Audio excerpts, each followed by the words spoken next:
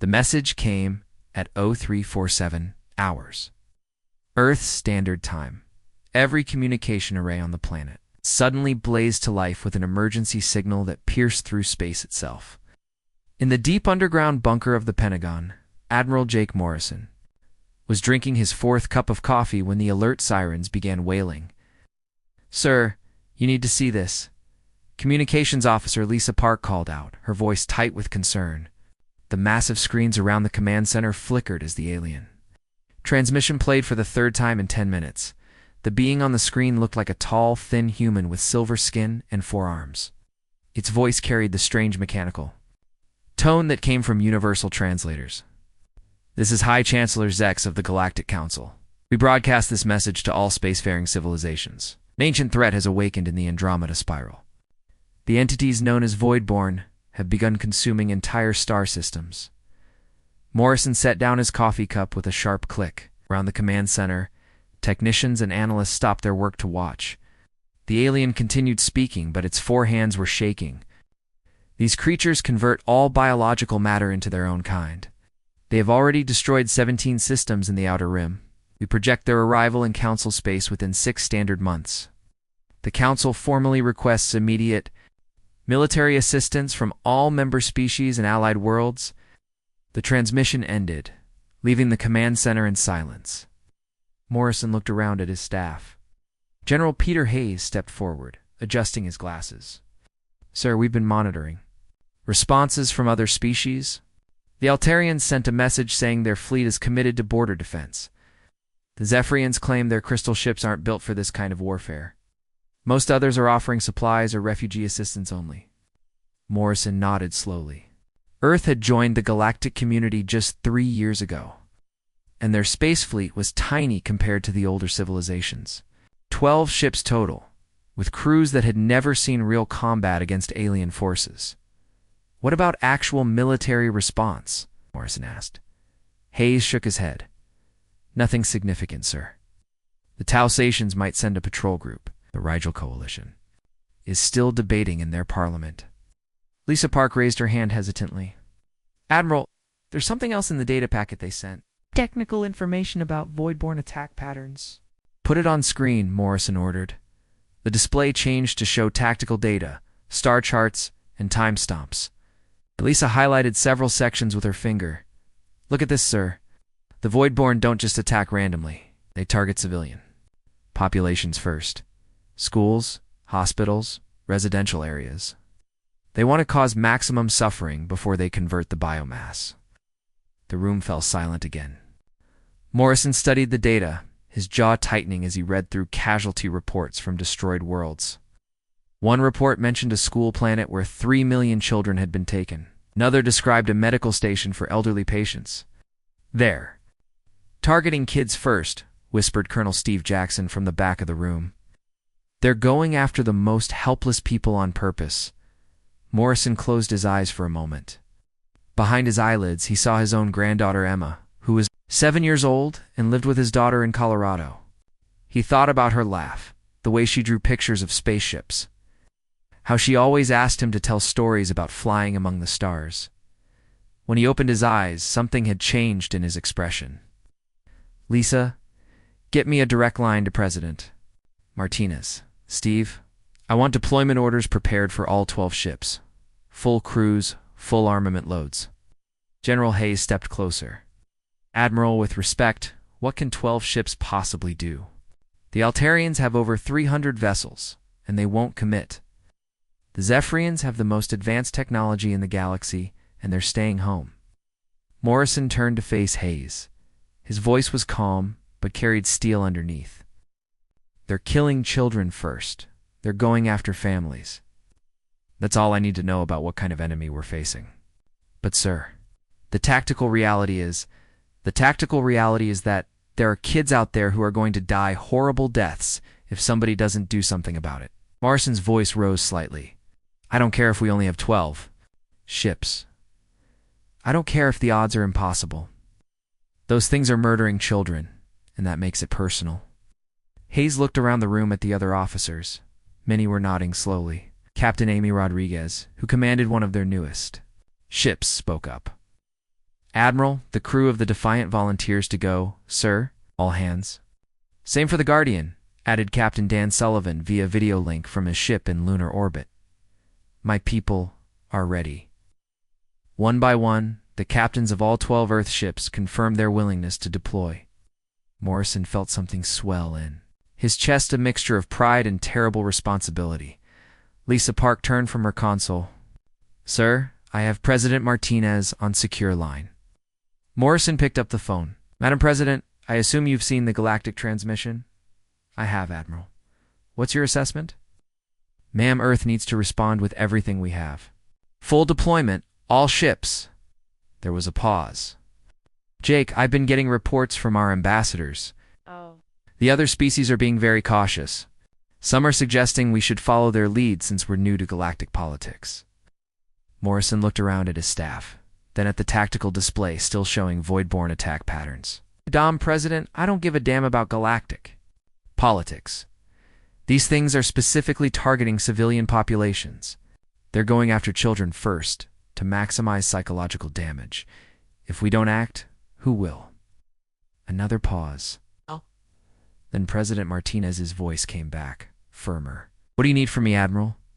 Full authorization for military deployment. Outside Earth space. Emergency production orders for ammunition and supplies. And ma'am, I need you to know that this is going to be dangerous. We might lose ships. We might lose people. Admiral Morrison, when I took this oath, I swore to protect not just American citizens, but to uphold human values. If we stand by and watch children get slaughtered because the odds are bad, what does that make us? Morrison smiled for the first time that day. Thank you, Madam President. As he hung up the phone, the command center erupted in controlled activity. Officers began pulling up star charts, calculating jump routes, and coordinating with ship crews. Lisa Park was already transmitting. Orders to the fleet. General Hayes approached Morrison one more time. Admiral, I understand the moral imperative here. But practically speaking, what can we actually accomplish? 12 ships against an enemy that's destroyed 17 star systems. Morrison turned to the main tactical display, where the positions of Voidborn forces showed as red dots spreading across the galaxy like an infection. Most species were marking safe distances, planning evacuation routes, preparing defensive positions. Pete, maybe we can't win. Maybe we're about to fly our entire fleet into a meat grinder. But you know what? When those kids are dying out there, and their parents are being converted into monsters, the whole civilizations are giving up without a fight. At least they'll know that somebody cared enough to try. He paused, looking around at the officers who would coordinate this impossible mission. Besides, the other species are making one big assumption. They think this is about winning or losing. For humans, this is about something else entirely. That, sir? Morrison's smile was grim, but determined. It's about making sure that when the Voidborn come for Earth's children, they remember the price we made their kind pay for threatening families. The preparation orders went out within the hour. Across human space, 12 ships prepared for what might be humanity's first and last major engagement in galactic warfare. None of the crews hesitated. They all understood what was at stake, and they all knew why they had to go. The call had gone out to all civilizations in the galaxy. Most calculated the cost and chose caution. But humans calculated something different entirely. They calculated the cost of doing nothing while children died, and found that price too high to pay. 3 weeks after leaving Earth, 12 human ships dropped out of faster-than-light travel at the edge of the Kepler system. Captain Amy Rodriguez stood on the bridge of the UCS Defiant, staring at her tactical displays in disbelief. "My God," whispered Lieutenant Ben Carter from the weapons station. "There are thousands of them." The Voidborn fleet stretched across space like a dark cloud. Their ships were black, twisted things that seemed to absorb light itself. Rodriguez counted over 3,000 enemy vessels surrounding the planet Kepler Prime, where 20 million people lived normal lives just hours ago. "Communications? Get me Admiral Morrison," Rodriguez ordered. The Admiral's face appeared on her screen from his flagship. Behind him, Rodriguez could see other officers looking just as shocked by the enemy numbers. Amy, what's your tactical assessment, sir? It's a slaughter. 3,000 Voidborn ships versus our 12. The planet's surface is already under attack. I'm reading massive energy discharges hitting population centers. Morrison's jaw tightened. Heck. Any word from the other species? The Altarian fleet is positioned at the system's outer edge, sir. They're not engaging. Same with the Zephyrian observers. They're just watching. On the edge of her sensor range, Rodriguez could see the alien fleets. Hundreds of advanced ships from multiple species, all maintaining safe distances while the planet below burned. The Altarian commander had already sent 3 messages telling the humans to withdraw immediately. Ma'am, communications specialist Ryan Torres called out.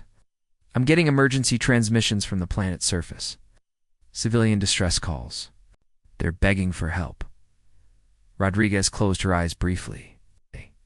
Through the CUM system, she could hear fragments of desperate voices. Parents calling for their children, teachers trying to evacuate schools, hospital workers refusing to abandon their patients. Admiral, she said to Morrison, requesting permission to engage. Morrison was quiet for a long moment. Around him, Rodriguez could see his staff working frantically at their stations. Finally, he spoke. Amy, you understand what we're flying into? Yes, sir. Possible odds against an enemy that's already proven they can destroy entire civilizations? What? Your crew? Rodriguez looked around her bridge. Ben Carter at Weapons was checking his firing solutions for the 100th time. Ryan Torres was coordinating with the other ships. Engineer Kelly Brooks was pushing their engines past safety limits to give them every advantage possible. Of them looked afraid. They looked angry. Sir, my crew volunteered for this mission, knowing we might not come home. But we also knew that if we don't try, those people down there definitely won't make it home either. Morrison nodded slowly. All ships, this is Admiral Morrison. The Voidborn are targeting civilian populations as we speak. I won't lie to you about our chances. Yeah. But I will tell you this. Those are families down there. Parents and children who deserve the same chance at life that our families have. He paused, and when he spoke again, his voice carried across all 12 ships. Today we show the galaxy what humans do when innocent people are threatened. All ships, attack formation. Target the largest enemy concentrations first. Yeah. The response from his captains was immediate. Defiant ready, sir. Guardian standing by. Ranger moving to attack position. All 12 ships confirmed their readiness to face impossible odds. Rodriguez switched to her ship-wide communication system. All hands, this is the captain. We're going in. Remember your training. Trust your crewmates. And let's show these things why you don't threaten human children. The 12 Earth ships accelerated toward the Voidborn swarm. At the system's edge, alien observers watched in amazement as the tiny human fleet charged directly into the heart of 3,000 enemy vessels. The first Voidborn ships to engage the humans discovered something unexpected. When human ships took damage, they didn't retreat to repair, kept fighting. When the UCS Guardian lost half its weapons, Captain Dan Sullivan used his remaining guns to cover the other ships while his crew worked desperately to restore power. Ben, what's our target status? Rodriguez called out as enemy fire rocked the Defiant. We've taken out 12 enemy ships, ma'am, but we're heavily outnumbered. They're trying to surround us. Rodriguez smiled grimly. Ryan, get me Captain Sullivan. Here, Amy. Sullivan's voice crackled through the CUM system. His ship was venting atmosphere from multiple hull breaches. Dan, your ship looks like hell. You need to pull back for repairs. Negative, Amy. My people are still fighting and those civilians are still dying. We're staying in the fight. That was the moment everything changed. Captain Sullivan's damaged ship suddenly accelerated toward the largest Voidborn vessel in range. His crew had rerouted all power to engines and weapons, turning their crippled ship into a guided missile. Dan, what are you doing? Rodriguez shouted. What humans do, Sullivan replied calmly. Whatever it takes. The Guardian rammed directly into the Voidborn flagship, detonating its nuclear reactor on impact. The explosion took out not just the enemy command ship, but 6 other Voidborn vessels caught in the blast radius, The destruction of their flagship caused confusion in the Voidborn ranks. These creatures were used to species that retreated when facing overwhelming odds. They had never encountered an enemy that became more dangerous when desperate. Rodriguez seized the moment. All ships follow the Guardian's example. We're not here to win pretty. We're here to win. What happened next defied every military manual in known space. Human ships that lost weapon systems turned themselves into rams. When the UCS Rangers' engines failed, pilot Kelly Brooks used the ship's remaining power to guide it into another enemy flagship. Destroying both vessels, Lieutenant Carter coordinated with the other ships to create devastating crossfire patterns. Instead of fighting individually, the human fleet moved like a single organism, each ship covering the others while they repositioned for better shots. "Ma'am," Torres called out excitedly, "the Voidborn are pulling back from the planet's surface. They're recalling ships to deal with us." Rodriguez felt a surge of satisfaction. Could every ship they send after us is one less ship killing civilians. The battle raged for 6 hours. By the end, the human fleet had been reduced to 7 operational ships, all heavily damaged. But something impossible had happened. The Voidborn, faced with an enemy that refused to retreat even when facing certain death, had made their first tactical withdrawal in recorded history. As the dark ships pulled back from Kepler Prime, leaving the planet damaged but alive, alien observers throughout the system sat in stunned silence. The Altarian fleet commander sent an urgent message to his homeworld. "The humans have achieved the impossible. They have made the Voidborn retreat." Rodriguez surveyed the damage to her ship and crew. They had lost 5 vessels and over 800 people, but below them, Kepler Prime still burned with the light of civilization instead of the darkness of Voidborn conversion. "Admiral Morrison," she called to the flagship. "Here, Amy. Status report, sir. Mission accomplished. Planet is secure. Casualties are heavy, but Kepler Prime is still free." Morrison's voice carried exhaustion and pride in equal measure. "Amy, I want you to know what you and your people have done today. You've shown the galaxy that the Voidborn can bleed. You've proven they can be beaten." As Rodriguez looked at the tactical display, she saw something that made her smile despite everything.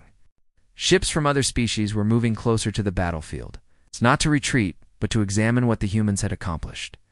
"Sir," she said to Morrison, "I think we just changed the rules of this war." She was right. Across the galaxy, the news spread like wildfire. A tiny human fleet had faced impossible odds and emerged victorious. The Voidborn's aura of invincibility was shattered. And for the first time since the crisis began, other species started to believe that victory might be possible. The call had gone out to all civilizations. But it was the humans who answered, with blood and fire, and in doing so, they had given the galaxy something it desperately needed: hope. News of humanity's victory at Kepler Prime spread through the galaxy faster than anyone expected. In communication centers across dozens of worlds, beings who had never heard of Earth suddenly found themselves talking about the species that had done the impossible. On the crystal world of Zephyria, High Counselor Vex stared at the battle reports for the 3rd time. Her crystalline form shimmered with confusion as she read the tactical data. "Tell me again how 12 primitive ships defeated 3,000 Voidborn vessels?" Her aide, a younger crystal being named Kix, pulled up the sensor recordings. "Humans used kamikaze tactics, Counselor. When their ships were damaged, they turned them into weapons, rammed enemy vessels, and detonated their own reactors." Vex's crystal body flickered with disbelief. "That is suicide, not tactics." "Perhaps, Counselor. But it worked." The Voidborn retreated for the first time in recorded history. Meanwhile on Earth, President Helen Martinez stood before an emergency session of the United Nations. Representatives from every nation watched as she displayed the casualty reports from Kepler Prime. "We lost 5 ships and 800 brave souls," Martinez said, her voice heavy with grief. "But 20 million people on Kepler Prime are alive today because our people chose to fight when others would not." Ambassador Chen, from the Pacific Federation, raised his hand. "Madame President, we're receiving requests from human colonies throughout our space. They want to contribute ships and crews to Admiral Morrison's fleet. Martinez nodded. Hey, what kind of response are we seeing? Every colony with a defense force has volunteered, ma'am. Mars Defense Command is converting cargo haulers into support ships.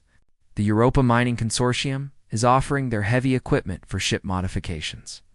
Even civilian spacecraft owners are asking how they can help. In the Pentagon's command center, Admiral Morrison was dealing with a different kind of problem. His communication systems were flooded with messages from alien species asking to join the human fleet. Colonel Steve Jackson looked up from his console with amazement. Admiral, the Altarians are requesting permission to attach to battle groups. To our forces, it's the same Altarians who told us to withdraw from Kepler. Morrison frowned. What changed their minds? According to their message, sir, their military command has been studying our battle footage. I believe our tactics could be adapted for their use. Communications Officer Lisa Park turned from her station. Sir, it's not just the Altarians. The Zephyrians want to send a crystal ship squadron. The Tau Sechians are offering medical support vessels. Even the Rigel Coalition has voted to contribute forces. Morrison walked to the main tactical display, where red dots still showed Voidborn positions throughout the galaxy. But now, for the first time, blue dots representing Allied forces were moving toward those positions, instead of away. Me a secure line to President Martinez, and set up a conference call with the other species' military commanders. If they want to join this fight, we need to coordinate properly. An hour later, Morrison found himself in a virtual meeting with military leaders from 6 different species. The Altarian Admiral Kez appeared as a tall, silver-skinned being with 4 arms. The Zephyrian warsinger Lux manifested as a constantly shifting crystal formation. Representatives from other worlds filled the remaining screens. Admiral Kez spoke first. Admiral Morrison, my government wishes to formally request inclusion in your military operations against the Voidborn threat. Morrison kept his expression neutral. Admiral, 3 weeks ago your forces advised us to withdraw from Kepler. What's changed? The silver being's 4 hands moved in what Morrison had learned was an Altarian gesture of respect. Have analyzed your battle tactics extensively. Your species employs strategies that our military doctrine considers impossible, such as you accept casualties to achieve objectives. When your ships are damaged, you use them as weapons, rather than retreating for repairs. Your crews fight until death rather than surrendering when odds become unfavorable. Warsinger Lux's crystal form chimed like musical instruments. The Zephyrian High Command has reached similar conclusions. Your species treats warfare not as a calculation of resources, but as an expression of will. Morrison looked around at the alien faces on his screens. Let me be clear about something. We don't fight the way we do because we enjoy dying. We fight this way because some things are worth dying for. If your people can't understand that concept, they won't be effective in this war. Admiral Kez's silver face showed confusion. Admiral, our analysts cannot identify the strategic value in your approach. Sacrificing ships and crews should logically reduce your overall combat effectiveness. Morrison smiled grimly. Admiral, let me ask you something. How many Voidborn ships did your forces destroy while maintaining safe distances at Kepler? None. Admiral, our mission parameters did not include direct engagement. And how many did we destroy? He consulted his datapad. Human forces eliminated 43 Voidborn vessels and forced the retreat of the remaining fleet. There's your strategic value. You were calculating odds and preserving resources. We were saving lives and winning battles. The Tau Session representative, a floating jellyfish-like creature named Hum, pulsed with bioluminescent patterns. Admiral Morrison, our species wishes to understand this human concept of acceptable sacrifice. How do you determine when losses are justified? Morrison paused, thinking of his granddaughter Emma back on Earth. Commander Hum, it's simple. When innocent people are dying, you do whatever it takes to save them. The math doesn't matter. The odds don't matter. What matters is that somebody stands up and fights. Warsinger Lux chimed softly. This is why the Voidborn retreated. They have never encountered a species that fights beyond logical parameters. Right, Morrison replied. The Voidborn's entire strategy depends on calculating when civilizations will surrender. They can't fight an enemy that refuses to quit, no matter what the cost. Admiral Kez's forehands moved again. Admiral, if the Altarian fleet joins your forces, can you teach us these tactics? Morrison looked at each alien face on his screens. These were species with advanced technology, superior numbers, and centuries of military experience. They had all been prepared to let the Voidborn win because the cost of fighting seemed too high. I can't teach you tactics, Morrison said finally. What I can do is show you what happens when you decide that some things are worth everything. But your people have to make that choice for themselves. Chief Petty Officer Nick Thompson, a gruff veteran who had been listening from the back of the room, stepped forward. Morrison nodded for him to speak. If I may, Admiral, Thompson said in his rough voice. These folks are thinking too hard about this. It ain't about being human or having special tactics.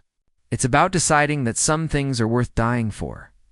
Once you figure that out, the rest is just details. The alien commanders fell silent, processing Thompson's words. Finally, Admiral Kez spoke again. Chief Thompson, what if our species cannot make this psychological adjustment? What if our people are not capable of fighting beyond logical parameters? Thompson shrugged. Then you'll lose. And when the Voidborn come for your kids and families, you'll wish you'd learned to fight. Like it mattered. Warsinger Lux's crystal form brightened. The chief speaks truth. Zephyrian people must choose between safety and survival. We cannot have both. Over the next several days, alien fleets began arriving at human staging areas throughout the galaxy. But they came with a new understanding. This wasn't about following human tactics or copying human technology. It was about adopting the human attitude that some fights are worth everything. The Coalition fleet grew from 12 human ships to over 300 vessels from 6 different species. But at its heart remained the simple truth that Chief Thompson had stated: once you decide something is worth dying for, the rest becomes just details. The galaxy had finally learned what humans knew instinctively. Sometimes the most logical response is to ignore logic entirely and fight with everything you have for the things that matter most. The Coalition fleet of 300 ships moved through dark space, like a deadly arrow aimed at the heart of Voidborn territory. Admiral Morrison stood on the bridge of his flagship, studying the massive structure that filled his view screen. The Nexus was unlike anything humans had ever seen, a twisted metal construct the size of a small moon, pulsing with sickly green energy. Admiral Communications Officer Lisa Park reported, "We're receiving scattered transmissions from inside. That thing, they're speaking dozens of different languages." Morrison's jaw tightened. Intelligence reports had suggested the Nexus was where the Voidborn took their prisoners, but seeing it confirmed his worst fears. "How many life signs are you detecting?" "Millions, sir." Amy. "Tens of millions. They're alive, but they're biosignatures. R... strange. Like something is being done to them." Admiral Kez of the Altarian forces appeared on Morrison's communication screen, his 4 silver arms moving with agitation. "Admiral Morrison, my tactical analysis indicates this structure is heavily defended. Over 500 Voidborn ships patrol its perimeter." Warsinger Lux's crystalline form chimed in agreement on another screen. "Zephyrian sensors confirm massive energy readings from the structure itself. This is not merely a prison, Admiral. It serves another purpose." Morrison nodded. "Hey, that's what worries me." "Lisa, any luck breaking those transmissions from inside?" "Some fragments, sir. I'm hearing voices from species that supposedly surrendered months ago. Altarians, Zephyrians, even some Tausetians. They're asking for help." The implications hit Morrison like a physical blow. Voidborn hadn't just been taking prisoners from conquered worlds. They had been capturing members of species that surrendered without fighting, probably to study them. Commander Tony Reeves, leader of the assault team, stepped forward. "Admiral, if we're going in there, we need to move fast. My people can breach the outer hull, but we'll need the fleet to keep those patrol ships busy." Morrison looked around at his mixed crew of humans and aliens. The Coalition had grown stronger over the past months, but this would be their greatest test. "Tony, what's your assessment for getting people out of there alive?" "Okay, honestly, sir, it depends on what we find inside. But if there really are millions of prisoners in there, we can't just blow the place up and call it a victory. Admiral Kez's four hands gestured emphatically. Commander Reeves, with respect, the strategic value of destroying this facility may outweigh the cost and prisoner lives. If it serves a vital function for the Voidborn war effort, we must consider the greater good. Morrison felt his temper flare. Admiral, those aren't numbers on a tactical display. Those are people, parents, children, families from dozens of worlds. Admiral Morrison, Kez replied carefully. I understand human emotional responses, but we must consider practical realities. How many more will die if we fail to stop the Voidborn because we prioritized rescue over destruction? Warsinger Lux chimed softly. The Altarian speaks logically, but the human speaks truthfully. This is why your species achieved victory where ours accepted defeat. Morrison turned to his assault commander. Tony, how long do you need inside that thing? Give me 6 hours, Admiral. My teams can map the structure, locate the prisoners, and figure out what the Voidborn are really doing in there. You've got it. All ships, prepare for assault. Our job is to keep every Voidborn ship in this system busy, while our people get inside that structure. The battle began with a coordinated strike that the Voidborn clearly hadn't expected. Coalition ships attacked from multiple angles, forcing the enemy to spread their defensive forces thin. Morrison watched as Altarian vessels, fighting with new determination, engaged Voidborn ships in close combat instead of maintaining safe distances.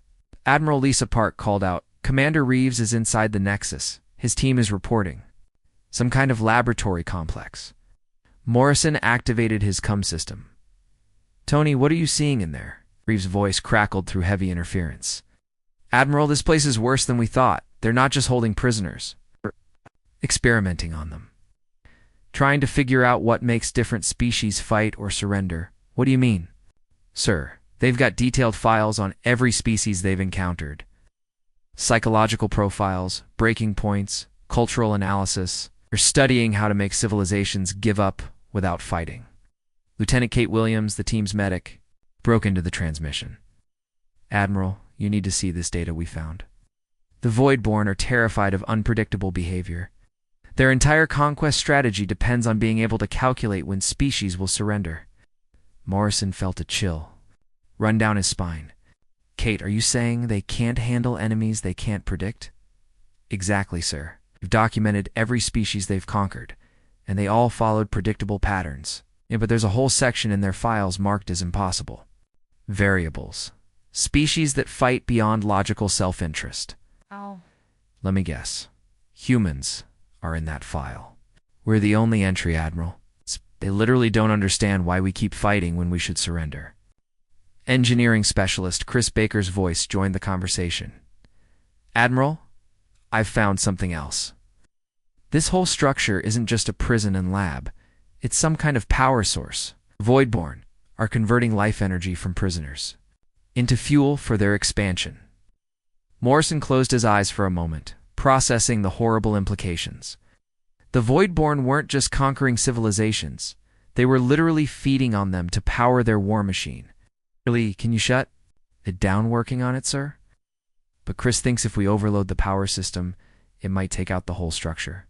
The explosion would be visible from several star systems away. What about the prisoners? There was a long pause before Reeves answered. Sir, there are evacuation systems throughout the complex. If we can power them up before we overload the main reactor, we might be able to get most people out. Morrison looked at his tactical display. The Coalition fleet was taking heavy losses, keeping the Voidborn ships busy. They couldn't maintain this battle much longer. How long do you need for the evacuation? At least 2 hours to get the systems online, then maybe for more to move millions of people? Admiral Kez's voice cut through the cum chatter. Admiral Morrison, my fleet cannot maintain these casualty rates for 6 more hours. We must consider immediate destruction of the facility.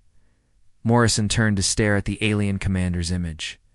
Admiral, if we blow up that structure with millions of prisoners inside, how are we any different from the Voidborn? We would be saving the galaxy from further Voidborn expansion, Kez replied logically. By murdering millions of innocent people? That's not salvation. That's just a different kind of evil. Warsinger Lux's crystal form pulsed with agreement.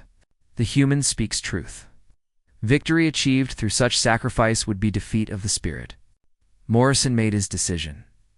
All ships, new objective. We hold this position for 6 hours. Whatever it takes, we give Tony's team time to evacuate those prisoners. Sir, his own tactical officer warned, we'll lose half the fleet. Morrison looked around at the mixed crew on his bridge, humans, Altarians, and others working together. Then we lose half the fleet. But we don't become monsters to defeat monsters. Over the next 6 hours, the Coalition fleet paid a terrible price to hold their position. Ships were destroyed, crews were lost, and entire squadrons disappeared in flashes of light. But they held their ground, buying time for millions of prisoners to escape the Nexus. When the massive structure finally exploded, taking the Voidborns power source with it, Morrison realized they had done more than rescue prisoners. They had discovered the enemy's greatest weakness, their inability to understand species that fight, principles rather than calculations. The explosion that destroyed the Nexus could be seen from dozens of star systems. But more importantly, it announced to the galaxy that some things were worth any sacrifice to preserve. The emergency alert reached Earth at 0200 hours, local time. Admiral Morrison was in his quarters aboard the flagship when Communications Officer Lisa Park's voice crackled through the ship's intercom system. Admiral, to the bridge immediately. Priority 1 alert from Earth Defense Command. Morrison pulled on his uniform and ran to the command center. The main screen showed a tactical display of the Sol system that made his blood freeze. Thousands of red dots surrounded Earth, Mars, and the asteroid colonies. Every remaining Voidborn ship in the galaxy had converged on humanity's home system. How many? Morrison asked, though he dreaded the answer. Over 8,000 enemy vessels, Sir Lieutenant Ben Carter reported from the tactical station. They're attacking everything. Earth, Mars, the Jupiter mining platforms, even the small research stations. Morrison stared at the display in horror. Coalition fleets scattered across the galaxy after their victory at the Nexus had maybe 200 ships that could reach Earth in time. Against 8,000 Voidborn vessels, those odds were beyond impossible. Sir Lisa Park called out, "Incoming transmission from Earth Defense Command. Admiral Jackson is requesting immediate reinforcement." Morrison's old friend Steve Jackson appeared on screen, his face grim. Behind him, the Pentagon's command center buzzed with desperate activity. "Jake, they've thrown everything at us. Every ship they have left. It's like they've decided that if they can't win, they'll make sure we lose too." "What's the tactical situation, Steve?" "Bad. Our orbital defense platforms are holding for now, but we've lost the outer stations. The civilian evacuation is going as fast as possible, but there are 8 billion people on Earth alone. We can't get them all out in time." Morrison closed his eyes, seeing his granddaughter Emma's face. She was somewhere on Earth right now, probably scared and confused by the emergency alerts, along with billions of other children whose only crime was being born human. "Steve, how long can you hold?" "Maybe 18 hours if we're lucky. The Voidborn are massing for a final assault on Earth itself." "Jake, they're not even bothering with the colonies anymore. They want to destroy Earth specifically." Morrison understood. The Voidborn had learned to fear humanity above all other species. By destroying Earth, they would eliminate the source of the unpredictable behavior that had cost them their empire.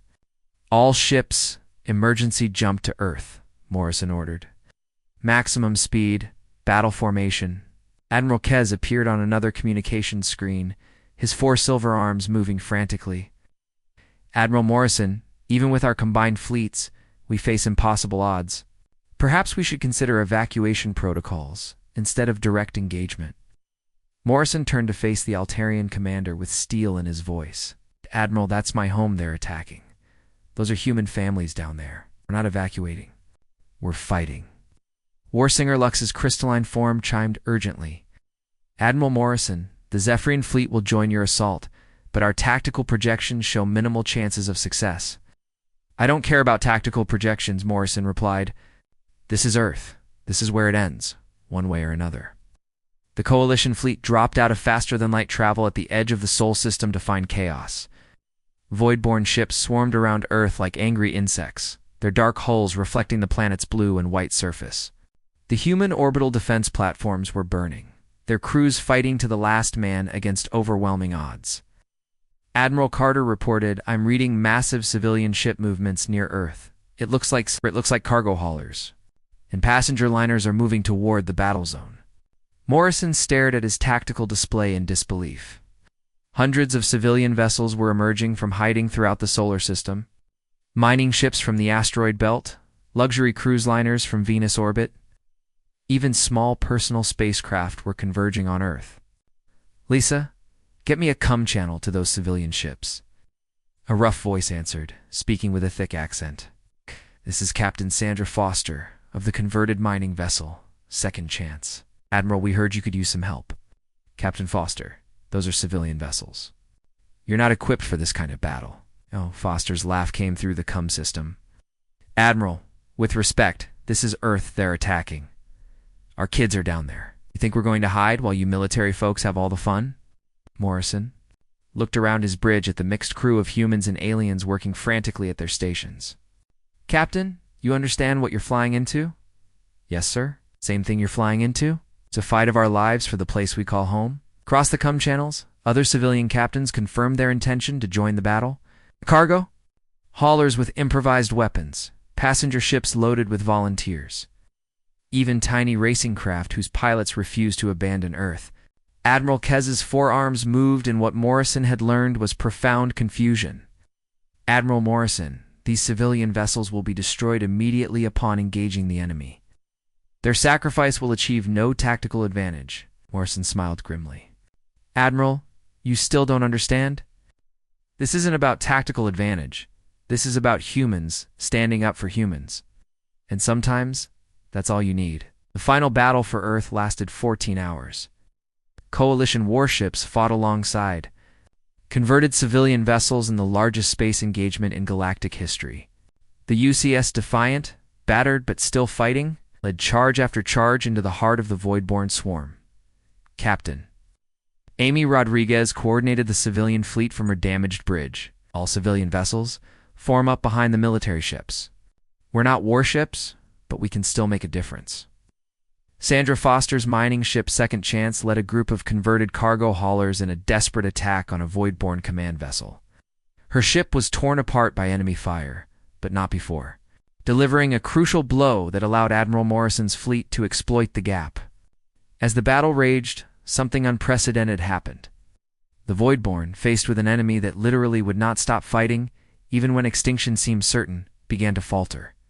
Their tactical calculations had no answer for civilian cargo pilots ramming enemy ships to protect their children. Admiral Carter called out excitedly, "The Voidborn fleet is breaking formation. They're retreating." Morrison could hardly believe what his sensors were showing. The massive enemy fleet, which had seemed unstoppable just hours before, was pulling back from Earth and accelerating toward the edge of the system. "Lisa, get me a communication channel to the retreating Voidborn ships." A cold, mechanical voice responded to his transmission. "We acknowledge defeat, Admiral Morrison. Your species has proven impossible to predict or defeat through conventional warfare. Are you surrendering?" "No, we are withdrawing beyond the galactic rim.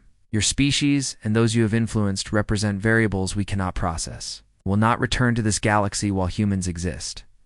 Morrison felt a surge of satisfaction mixed with exhaustion. "That's the smartest thing your species has ever said."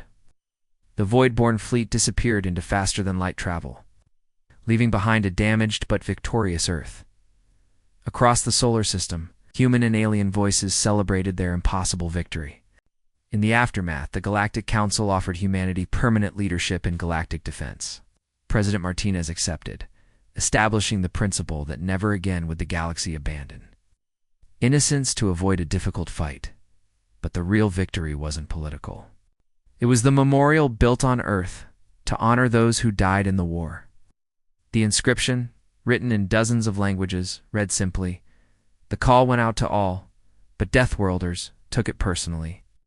In memory of those who taught the galaxy what no surrender really means, Admiral Morrison, now an old man." would often visit the memorial with his granddaughter Emma. She would ask him to tell her stories about the war, about why humans fought when other species wouldn't. "Emma," he would say, "sometimes the most important battles aren't about winning or losing. They're about deciding what kind of people we want to be when everything is on the line." The galaxy had learned that lesson well, and it would never forget the species that taught it the true meaning of fighting for family.